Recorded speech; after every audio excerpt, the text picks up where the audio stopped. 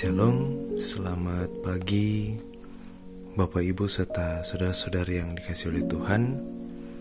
Berjumpa kembali dalam Renungan Harian Toraya edisi Selasa 15 Juli 2024. Kita percaya bahwa kita boleh menikmati pagi yang indah ini. Itu semua karena bukti nyata kasih Tuhan dalam kehidupan kita. Sebelum kita kembali dalam berbagai aktivitas kita, pekerjaan kita, dan tanggung jawab kita, mari sejenak meluangkan waktu untuk membaca dan juga merenungkan firman Tuhan di pagi hari ini. Firman Tuhan yang akan kita baca, dengarkan, dan juga renungkan dari Kisah Para Rasul 23 ayat 12 hingga ayatnya yang ke-35. Kisah Para Rasul 23 ayat 12 hingga ayatnya yang ke-35. Namun sebelum kita membaca dan juga merenungkan firman Tuhan, mari kita minta tuntunan Roh Kudus di dalam doa. Kita berdoa. Terima kasih ya Tuhan, terpujilah nama-Mu di tengah-tengah kehidupan kami. Engkau boleh menjaga kami sepanjang peristirahatan kami, sehingga kami dapat bangun menikmati nafas kehidupan yang masih Engkau berikan kepada kami. Sebelum kami kembali dalam berbagai tanggung jawab kami rindu untuk membaca dan juga merenungkan firman-Mu di pagi hari ini.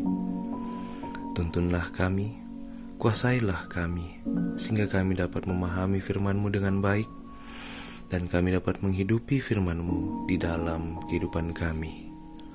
Inilah doa kami, di dalam nama anak-Mu Yesus Kristus kami telah berdoa. Amin.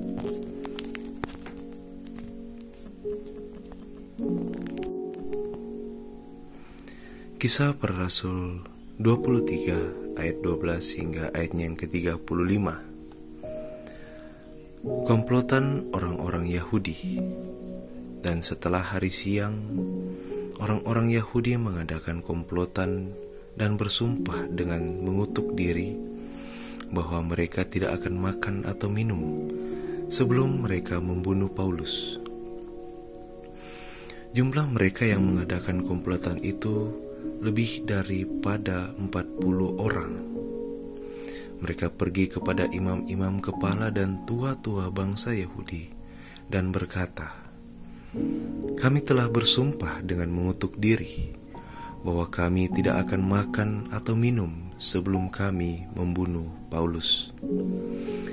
Karena itu hendaklah kamu bersama-sama dengan Mahkamah Agama mengajukan kepada kepala pasukan supaya ia menghadapkan Paulus lagi kepada kamu, seolah-olah kamu hendak memeriksa perkaranya lebih teliti. Dan sementara itu kami sudah siap sedia untuk membunuh dia sebelum ia sampai kepada kamu. Akan tetapi, kemenakan Paulus, anak saudara perempuan, mendengar tentang penghadangan itu. Ia datang ke markas dan setelah diizinkan masuk, ia memberitahukannya kepada Paulus. Lalu Paulus memanggil salah seorang perwira dan berkata kepadanya, "Bawalah anak ini kepada kepala pasukan, karena ada sesuatu yang perlu diberitahukannya kepadanya." Perwira itu membawanya kepada kepala pasukan dan berkata, "Paulus, orang tahanan itu, memanggil aku dan meminta supaya aku membawa anak muda ini kepadamu, sebab ada yang perlu diberitahukannya kepadamu." Maka kepala pasukan itu memegang tangan anak muda itu lalu membawanya ke samping dan bertanya, "Apakah yang perlu kau beritahukan kepadaku?" Jawabnya, "Orang-orang Yahudi telah bersepakat untuk meminta kepadamu supaya besok engkau menghadapkan Paulus lagi ke Mahkamah Agama, seolah-olah mahkamah itu mau memperoleh keterangan yang lebih teliti daripadanya. Akan tetapi janganlah engkau mendengarkan mereka, sebab lebih daripada 40 orang dari mereka telah siap untuk menghadang dia. Mereka telah bersumpah dan mengutuk diri bahwa mereka tidak akan makan atau minum sebelum mereka membunuh dia. Sekarang mereka telah siap sedia dan hanya menantikan keputusanmu. Lalu kepala pasukan menyuruh anak muda itu pulang dan memerintahkan kepadanya, "Jangan katakan kepada siapapun juga bahwa engkau telah memberitahukan hal ini kepadaku." Kemudian kepala pasukan memanggil 2 perwira dan berkata, "Siapakah 200 orang prajurit untuk berangkat ke Kaisarea beserta 70 orang berkuda dan 200 orang bersenjata lembing kira-kira pada jam 9 malam ini? Sediakan juga beberapa keledai tunggangan untuk Paulus dan bawalah dia dengan selamat kepada wali negeri Felix." Dan ia menulis surat yang isinya sebagai berikut: "Salam dari Claudius Lisia kepada wali negeri Felix yang mulia. Orang ini ditangkap oleh orang-orang Yahudi dan ketika mereka hendak membunuhnya, aku datang dengan pasukan mencegahnya dan melepaskannya, karena aku dengar bahwa ia adalah warga negara Roma. Untuk mengetahui apa alasannya mereka mendakwa dia, aku menghadapkannya ke mahkamah agama mereka. Ternyatalah bagiku bahwa ia didakwa karena soal hukum Taurat mereka. Tetapi tidak ada tuduhan atas mana ia patut dihukum mati atau dipenjarakan. Kepadaku telah diberitahukan bahwa ada komplotan merencanakan membunuh dia. Karena itu aku segera menyuruh membawa dia kepadamu. Sedang kepada para pendakwa telah kuberitahukan bahwa mereka harus mengajukan perkara itu kepadamu." Lalu prajurit-prajurit itu mengambil Paulus sesuai dengan yang diperintahkan kepada mereka dan membawanya pada waktu malam ke Antipatris. Pada keesokan harinya mereka membiarkan orang-orang berkuda dan Paulus meneruskan perjalanan, dan mereka sendiri pulang ke markas. Setibanya di Kaisarea, orang-orang berkuda itu menyampaikan surat itu kepada wali negeri serta menyerahkan Paulus kepadanya. Dan setelah membaca surat itu, wali negeri itu menanyakan Paulus dari provinsi manakah asalnya. Dan ketika ia mendengar bahwa Paulus dari Kilikia, ia berkata, "Aku akan memeriksa perkaramu bila para pendakwamu juga telah tiba di sini." Lalu ia menyuruh menahan Paulus di istana Herodes. Amin. Bapak, Ibu, serta saudara-saudara yang dikasihi oleh Tuhan, dari pembacaan kita, satu tema yang akan kita renungkan bersama-sama, yaitu skenario Tuhan. Skenario Tuhan. Sebuah pepatah Latin berbunyi omnia causa fuit, yang bermakna segala sesuatu terjadi karena ada alasan di baliknya. Sama seperti rentetan kisah hidup kita. Di balik semuanya itu ada pesan kehidupan yang dapat kita petik atas semua proses kehidupan. Apakah kita sadar bahwa selalu ada pesan di balik semua yang terjadi? Lantas apa hubungannya dengan teks bacaan kita hari ini? Apabila kita membaca teks ini dari perikop sebelumnya, di situ kita mendapati bahwa oleh hikmat Paulus dapat memecah kesepahaman golongan Farisi dan Saduki dalam persidangan mahkamah agama. Tentu hikmat tersebut tidak lahir dengan sendirinya, tetapi berlangsung dalam tuntunan Roh Kudus. Hikmat tersebut meneguhkan Paulus untuk berani menyuarakan kebangkitan Yesus dari antara orang mati, meski hal tersebut menimbulkan skenario pembunuhan. Betapapun sudah ada skenario oknum orang Yahudi, Allah Tritunggal pun memiliki skenario tersendiri. Tidak kebetulan keponakan Paulus mengetahui rencana pembunuhan tersebut. Tidak secara kebetulan juga Paulus berwarga negara Roma, sehingga Claudius Lysias perwira penjara setempat merancangkan pengamanan nyawa Paulus.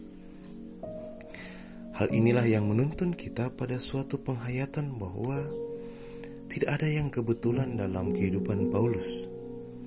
Bahkan kehidupan kita sekalipun, selalu ada skenario Allah Tritunggal di balik kehidupan kita sehari-hari. Pepatah omnia causa fiunt dan bacaan kita pada hari ini kiranya dapat meneguhkan iman dan pengharapan kita bahwa skenario Tuhan tidak ada habisnya dalam hidup ini. Tantangan dan peluang hidup sekalipun mau menunjukkan kepada kita bahwa hidup kita sebagai orang yang percaya kepada Kristus tidak pernah lepas dari pengawasan dan pemeliharaan Allah Tritunggal. Jalaninlah hidup kita dengan penuh sadar bahwa tuntunan dan penyertaan Tuhan itu selalu nyata dalam kehidupan kita. Amin. Mari kita berdoa. Terima kasih ya Tuhan, Bapa yang baik, Bapa yang Maha Kuasa dalam kehidupan kami. Terima kasih untuk firman-Mu di pagi hari ini. Kami disadarkan bahwa segala sesuatu yang terjadi dalam kehidupan kami itu tidak terlepas dari rancangan-Mu atas hidup kami. Semua yang terjadi itu mengajarkan kami untuk memetik makna di balik semuanya itu. Oleh karena itu ya Tuhan, biarlah firman-Mu dapat menjadi pedoman dalam hidup kami, sehingga kami dapat menjalani hari-hari kami dengan terus percaya dan terus mengimani firman-Mu lah yang nyata di dalam kehidupan kami. Kami akan kembali dalam berbagai kehidupan kami, pekerjaan dan tanggung jawab kami. Ya Tuhan, kiranya Engkau berkati kami, tuntun sertai kami, sehingga apa yang kami kerjakan, apa yang kami lakukan, itu semuanya boleh seturut dengan kehendak-Mu saja. Demikian juga dengan keluarga kami, dimanapun mereka berada. Jagalah mereka, lindungilah mereka. Berkati pekerjaan dan pendidikan mereka.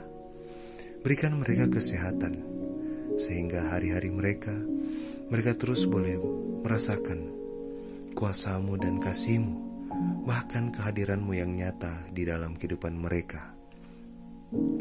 Juga ya Tuhan, kami mendoakan untuk segenap jemaat-Mu, jemaat Taman Rea, dalam kehidupan mereka, dalam keluarga mereka.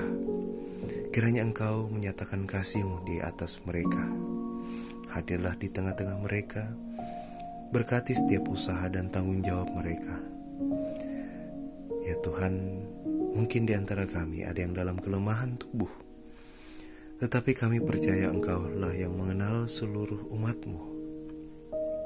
Engkau hadir campur tangan dalam setiap proses pemulihan mereka, bekerja atas obat-obatan, tenaga medis, bahkan makanan dan juga minuman, sehingga dari semuanya itu mereka boleh pulih kembali dan nama-Mu lah yang dipermuliakan.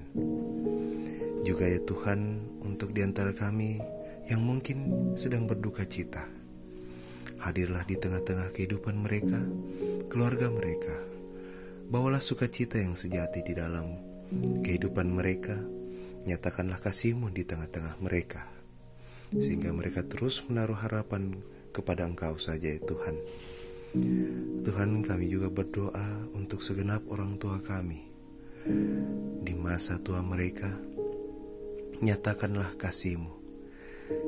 Hadirlah bersama-sama dengan mereka, tuntun mereka, sehingga mereka terus merasakan kasih-Mu dan anugerah-Mu yang nyata dalam mereka menjalani masa tua mereka. Ya Tuhan, dalam pelayanan kami doakan, kiranya Engkau berkati, tuntun kami dalam menyatakan pelayanan-Mu di tengah-tengah jemaat.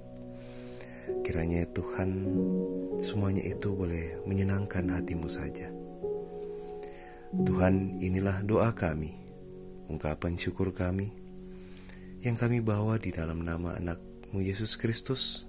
Kami telah berdoa. Amin.